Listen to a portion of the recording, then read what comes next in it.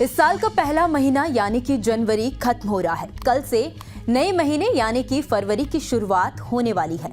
फरवरी में बैंकों में कई छुट्टियां पड़ रही हैं। छुट्टियों के दौरान बैंकों में कोई कामकाज नहीं होगा। देश में बैंक सार्वजनिक छुट्टियों और क्षेत्रीय छुट्टियों पर बंद रहते हैं। इसके अलावा हर महीने दूसरे और चौथे शनिवार को भी बैंकों में छुट्टी रहती है।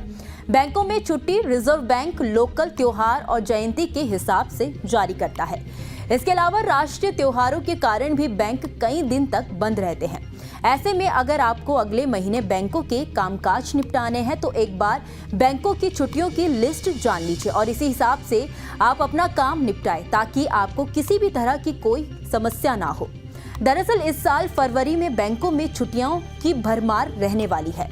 इस महीने के 29 दिनों में से 11 दिन बैंकों में कामकाज नहीं होगा। शनिवार और रविवार के अलावा कई त्योहारों और कुछ महत्वपूर्ण दिनों के कारण बैंकों में कामकाज नहीं होगा। केंद्रीय बैंक हर महीने की शुरुआत से पहले ही बैंक हॉलिडे की लिस्ट अपनी वेबसाइट पर जारी करता है और फरवरी में पड़ने वाले बैंक हॉलिडे की लिस्ट भी अपलोड कर दी गई है। अगले महीने पड़ने वाली इन 11 दिनों की छुट्टियों में रविवार और दूसरे और चौथे शनिवार की छुट्टियां भी शामिल है। यहाँ ध्यान रहे कि बैंकों में छुट्टियां विभिन्न राज्यों में अलग अलग दिन हो सकती है।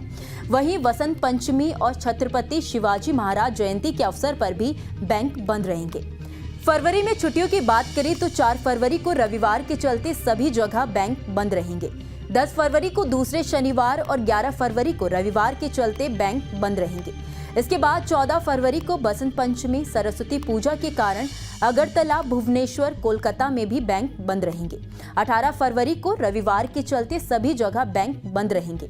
19 फरवरी को छत्रपति शिवाजी महाराज की जयंती है जिसके चलते बेलापुर, मुंबई, नागपुर में बैंकों की छुट्टी रहेगी। इसके बाद 20 फरवरी को स्टेट डे के चलते एजावल, ईटानगर में बैंक बंद रहेंगे। वहीं 24 फरवरी को चौथा शनिवार और 25 फरवरी को रविवार के चलते सभी जगहों के बैंक बंद रहेंगे। फिर 26 फरवरी को नयोकम के चलते ईटानगर में बैंक बंद रहेंगे। बैंकों की छुट्टियां अलग अलग राज्यों में मनाए जाने वाले त्योहारों या उन राज्यों में होने वाले अन्य आयोजनों पर भी निर्भर करते हैं। यानी ये राज्यों और शहरों में अलग अलग होते हैं जिसके कारण कई बार जरूरी काम अटक जाते हैं। लेकिन अब बैंकों द्वारा ज्यादातर सेवाओं को ऑनलाइन करने की वजह से ज्यादा दिक्कत कम ही होती है। खास बात तो ये है कि छुट्टी वाले दिन बैंकों की ऑनलाइन सर्विसेज चालू रहेंगी। इसीलिए आप नेट बैंकिंग, मोबाइल बैंकिंग या यूपीआई के जरिए एक बैंक खाते से दूसरे बैंक खाते में पैसे ट्रांसफर समेत कई काम आसानी से निपटा सकते हैं। खैर, इस खबर में इतना ही। इस खबर को लेकर आपकी क्या राय है आप हमें कमेंट सेक्शन में जरूर बताइए।